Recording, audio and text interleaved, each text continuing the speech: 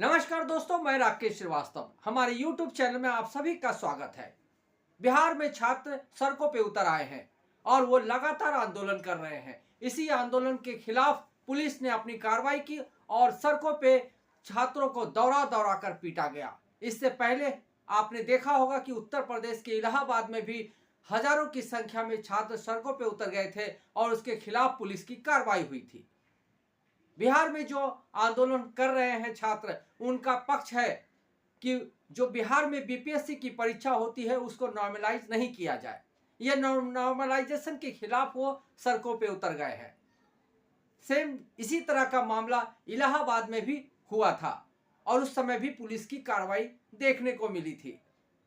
जिन छात्रों को वोट को पाकर, जिन छात्रों के नाम पर राजनीति करके सत्ता हथियाने वाले लोग सरकार चलाकर मलाई चाटते हैं, वो उन्हीं छात्रों पे लगातार लाठीचार्ज कर रहे हैं। और इस लाठीचार्ज के बाद जिस तरह की चुप्पी पूरे राजनीतिक दलों में नजर आती है, हर तरह की जो राजनीतिक दल है उसमें चुप्पी नजर आती है, तो सवाल उठता है कि आखिर छात्रों के साथ न्याय कब होगा।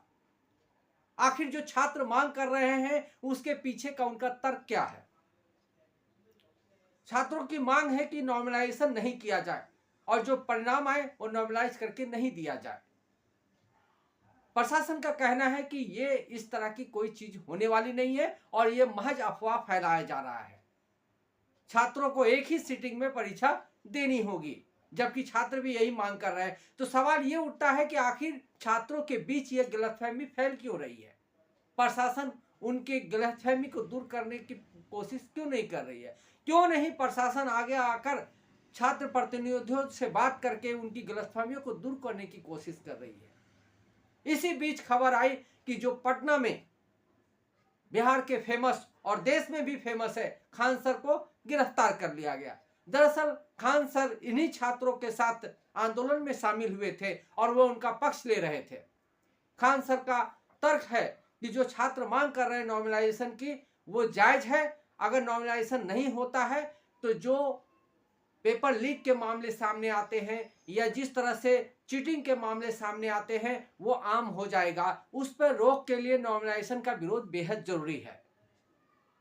क्योंकि खान सर सड़कों पे छात्रों के पक्ष में उतरे थे, पुलिस उन्हें वहां से हटाना चाह रही थी, लेकिन खान सर मानने को तैयार नहीं थे। बाद में उन्हें हिरासत में ले लिया गया। उसके बाद से बिहार की राजनीति और भी गर्मा गई है। बिहार में हजारों छात्र आंदोलन कर रहे हैं और दूसरी तरफ नीतीश कुमार की जो सरकार है वो चुपचाप बैठी हुई है।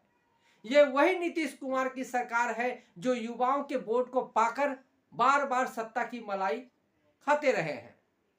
हमेशा उन्हें युवाओं के वोट की फिक्र रहती है, लेकिन जब युवाओं का सवाल उठता है तो उन पर लाठियां बरसाई जाती है। उनसे बात करने के लिए कोई तैयार नहीं होता है। ये सिर्फ बिहार में ही नहीं है, उत्तर प्रदेश में भी इसी तरह का मामला देखने को मिला था। जिस उत्तर प्रदेश के मुख्यमंत्री योगी आदित्यनाथ दूसरे राज्यों के चुनाव में जाकर बटोगे तो कटोगे और कई तरह के भड़काऊ बयान देते हैं, उनके ही राज्य में हजारों छात्र सड़कों पे उतरे हुए थे। उस समय भी इसी तरह का एक मामला देखने को मिला था कि पुलिस छात्रों के साथ अमानवीयता करती है, उनके साथ लाठीचार्ज करती है और उन्हें खदेड़ने की कोशिश करती है। मुख्यमंत्री के पास इतना समय है कि वो दूसरे राज्यों में जाकर चुनाव प्रचार करते हैं। अभी उत्तर प्रदेश के मुख्यमंत्री ने झारखंड में चुनाव प्रचार किया था, उसके बाद महाराष्ट्र में चुनाव प्रचार किया है। फरवरी में दिल्ली के चुनाव होने वाले हैं। निश्चित रूप से योगी आदित्यनाथ वहां भी बयानबाजी करते नजर आएंगे, लेकिन उन्हें अपने ही राज्य में अपने ही छात्र प्रतिनिधियों से बात करने का वक्त नहीं मिलता है। ठीक इसी तरह की बात बिहार में भी नजर आ रही है नीतीश कुमार के साथ। नीतीश कुमार की सरकार को युवाओं का वोट चाहिए और इसके लिए वो बढ़ चढ़ कर बड़े बड़े बयान देते हैं, लेकिन जब छात्रों की मांग की बात आती है तो उनकी तरफ से कोई बयान सामने नहीं आता है। इस मामले में जिस तरह से छात्रों को प्रशासन के हाथ में छोड़ दिया गया, खास करके पुलिस के हाथ में छोड़ दिया गया, उससे सवाल ये उठता है कि आखिर इन छात्रों की बात कौन सुनेगा। इस घटना के खिलाफ दिल्ली में कैंडल मार्च निकाला गया।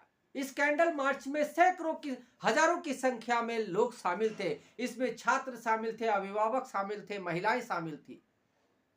तो उत्तर प्रदेश में, उसके बाद बिहार में, और उसकी आंच दिल्ली तक पहुंची है। क्या आने वाले दिनों में बड़े छात्र आंदोलन की दिशा में यह देश बढ़ रहा है? क्या छात्रों के अंदर एक अलग तरह का आक्रोश पनप रहा है? क्योंकि ये जो 2-3 घटनाएं सामने आई है, जिस तरह से छात्रों का हुजूम सड़कों पे उतरा है और उसके बाद जो प्रोटेस्ट हुए हैं, उसके बाद ऐसा लगता है कि छात्रों में जो आक्रोश है वो अब धीरे धीरे बाहर आ रहा है। आखिर छात्रों के अंदर क्या सिर्फ बीपीएससी को नॉर्मलाइज करने का ही मामला था या कुछ और है? दरअसल छात्रों के अंदर आक्रोश है, लंबे समय से यह आक्रोश पनप रहा है। वो लगातार एग्जाम दे रहे हैं, कभी एग्जाम कैंसिल हो जाते हैं, कभी एग्जाम अगर हो भी गए तो उसके परिणाम नहीं आते हैं, कभी अगर परिणाम आ भी गए तो उसकी ज्वाइनिंग उसके बाद नौकरी के लिए जो वो उनके जो वो काबिल होते हैं, उसके बाद उनकी ज्वाइनिंग लेटर नहीं आती है। ज्वाइनिंग लेटर आने के बाद उनको ज्वाइनिंग नहीं दी जाती है। ये पूरे देश में फैला हुआ है, ये सिर्फ उत्तर प्रदेश बिहार में नहीं है, हर स्टेट में सेम तरह के पैटर्न देखने को मिल रहे हैं। पहले वैकेंसी निकलती है, वैकेंसी के नाम पे 500-500 रुपये, 1000-1000 रुपये को फॉर्म भरवाए जाते हैं। उसके बाद 4 महीने के बाद कहा जाता है कि ये एग्जाम कैंसिल हो गया। लेकिन जो फॉर्म के करोड़ों रुपए जमा होते हैं, वो पैसे कभी वापस नहीं किए जाते हैं, ये सीधे सरकार के खाते में जमा हो जाते हैं।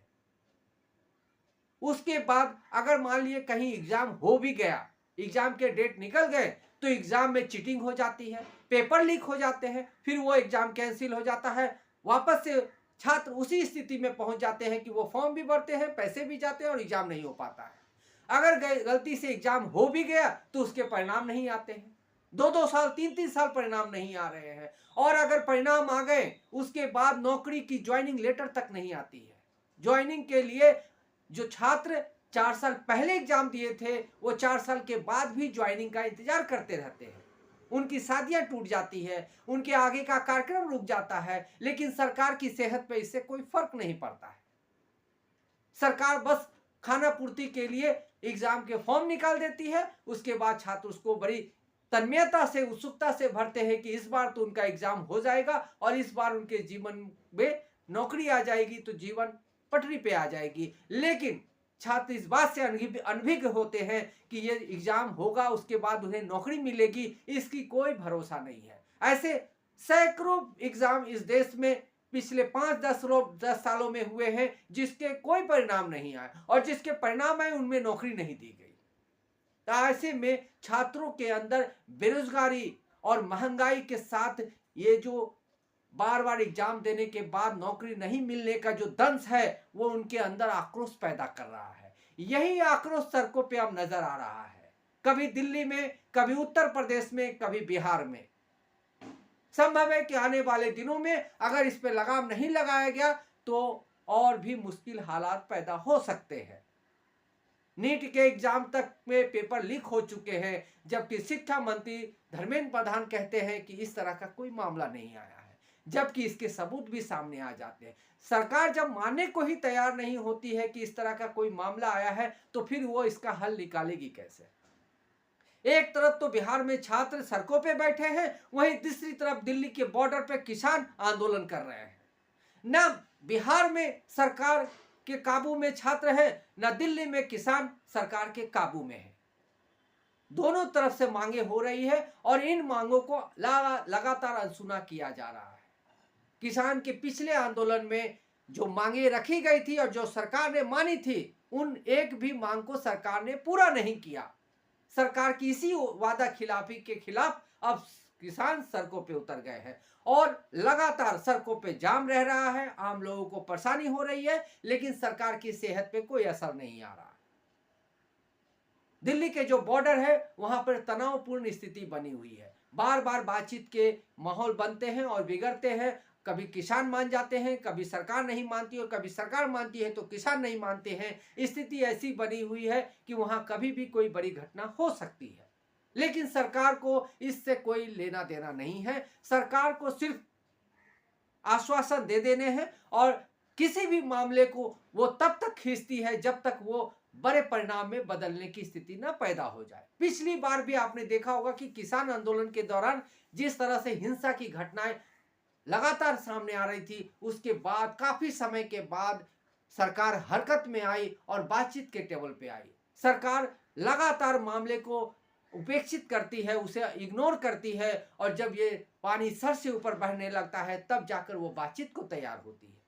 मणिपुर की तो बात ही नहीं है। मणिपुर में तो 1.5 साल से हिंसा का दौर जारी है, लेकिन सरकार को अब भी वहां खुद शांति बहाली की एक मनसा पाल बैठी हुई है। सरकार की तरफ से कोई जो पहल होनी चाहिए वो नजर नहीं आती है, क्योंकि खुद प्रधानमंत्री नरेंद्र मोदी पिछले 1.5 साल में एक बार भी मणिपुर के दौरे पे नहीं गए हैं, जबकि वो इसी विधानसभा चुनाव में महाराष्ट्र में और झारखंड में लगातार 5-5, 10-10 दौरे कर चुके हैं। उसके लिए उनके पास पूरा वक्त था, लेकिन मणिपुर के लिए उनके पास वक्त नहीं है।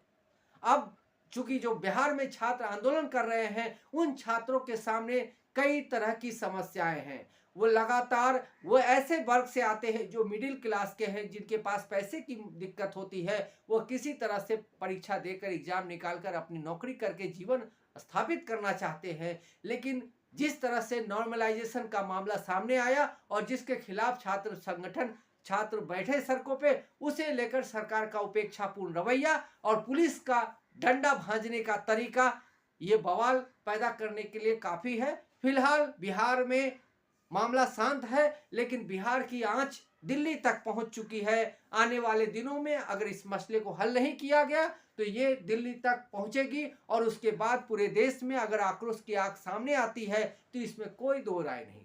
आज के लिए बस इतना ही। अगर आप हमारे श्रोता हैं तो आप हमें जरूर लाइक और सब्सक्राइब करें। अब ठंड का दिन है, अपने और अपने बच्चों का और अपने परिवार का ध्यान रखें। तब तक के लिए नमस्कार।